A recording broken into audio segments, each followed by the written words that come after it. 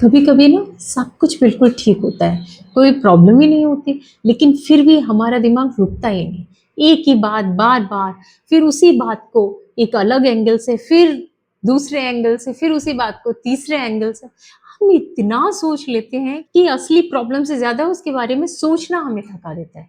कभी किसी की एक छोटी सी बात पूरा दिन याद रह जाती है, कभी कोई मैसेज लेट आए तो दिमाग अपनी ही कहानी बनाना शुरू कर देता है।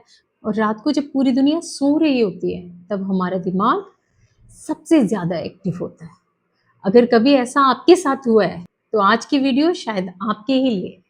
आई एम डॉक्टर दीप्ति और साइकोलॉजी सिंप्लीफाइड में साइकोलॉजी को किताबों की लैंग्वेज में नहीं, जिंदगी की लैंग्वेज में समझने की कोशिश करते हैं। पिछले 2 एपिसोड्स में हमने बात की गुस्से की, उसके पीछे छुपे इमोशंस की और उससे हेल्दी तरीके से हैंडल करने की। लेकिन एक और चीज जो बहुत साइलेंटली हमारी मेंटल पीस को अफेक्ट करती है और वो है ओवर थिंकिंग। सच कहूं, ओवर थिंकिंग प्रॉब्लम नहीं है, प्रॉब्लम ये है कि हमें लगता है जितना ज्यादा सोचेंगे उतना अच्छा सॉल्यूशन मिलेगा, लेकिन अक्सर होता उल्टा है, उतना ही कंफ्यूज होते चले जाते हैं।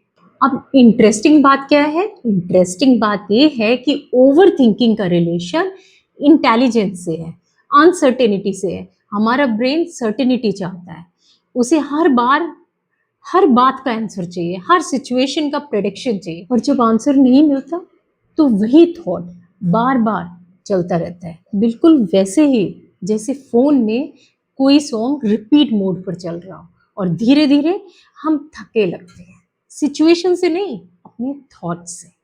सोचिए, आपने किसी को मैसेज किया, रिप्लाई नहीं आया, बस यहीं से दिमाग का काम शुरू। शायद वो नाराज है, शायद मैंने कुछ गलत कह दिया, अब वो बात ही नहीं करेगा। और 2 घंटे बाद रिप्लाई आता है, सॉरी मीटिंग में था। और उस वक्त हम सोचते हैं, यार मैंने क्या क्या सोच लिया। देखिए, सिचुएशन उतनी स्ट्रेसफुल नहीं होती, हमारे थॉट्स उसे स्ट्रेसफुल बना देते हैं। और यही होती है ओवर थिंकिंग। हमारा दिमाग सिर्फ पॉसिबिलिटीज क्रिएट कर रहा होता है, रियलिटी नहीं। ये डिफरेंस समझ जाना बहुत जरूरी है। इसलिए सॉल्यूशन 1, अगली बार जब कोई थॉट बार बार आए उसे रोकने की कोशिश मत कीजिए। बस खुद से पूछिए, क्या ये फैक्ट है या सिर्फ मेरा अजम्पशन?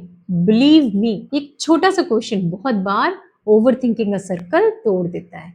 सॉल्यूशन 2, हर प्रॉब्लम उसी वक्त सॉल्व करनी जरूरी नहीं होती। कभी कभी माइंड को भी ब्रेक चाहिए होता है, और ब्रेक लेना वीकनेस नहीं होती। Remember this. सॉल्यूशन 3, जो बात दिमाग में घूम रही है उसे पेपर पर लिख दीजिए। अजीब लगेगा, लेकिन लिखने के बाद दिमाग हल्का सा फील करता है, क्योंकि उसे लगता है अब मुझे इसे याद रखने की जरूरत नहीं। और एक बात जो शायद सबसे इंपॉर्टेंट है, हम दूसरों के साथ बहुत पेशेंस रखते हैं, लेकिन खुद के साथ नहीं। अगर आपका कोई दोस्त ओवर थिंक कर रहा होता है तो आप क्या करते हैं? आप उसे प्यार से समझाते हैं।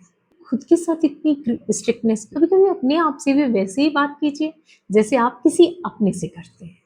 माय डियर उड़ान फैमिली, तो आज की वीडियो से बस एक बात याद रखिए, मेंटल पीस हर आंसर मिल जाने से नहीं आती। मेंटल पीस ये एक्सेप्ट करने से आती है कि हर क्वेश्चन का आंसर आज ही मिलना जरूरी नहीं। कभी कभी लाइफ को भी थोड़ा वक्त देना पड़ता है, और खुद को भी। मैं आपके कमेंट्स जरूर पढ़ती हूँ, तो मुझे ये बताइए, आप सबसे ज्यादा किस बात को ओवरथिंक करते हैं? पास्ट, फ्यूचर, या लोग आपके बारे में क्या कहेंगे?